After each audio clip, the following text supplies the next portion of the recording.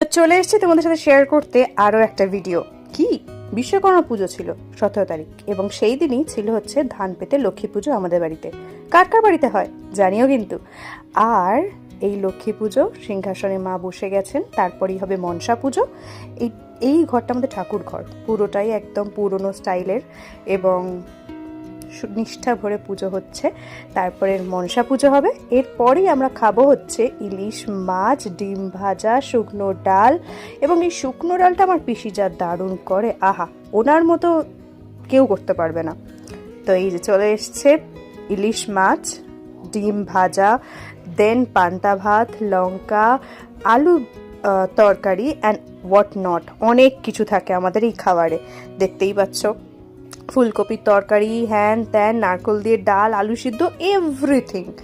তো এই ছিল আমাদের খাওয়া দাওয়া, এবং শেষ পাতে চলে এলো দই, যেটা দই দিয়ে ভাত খেতে হয়। আর যে ডালটির কথা বলছিলাম, এই যে এটি কার কার ঘরে হয় জানিও কিন্তু। আজকের জন্য টাটা।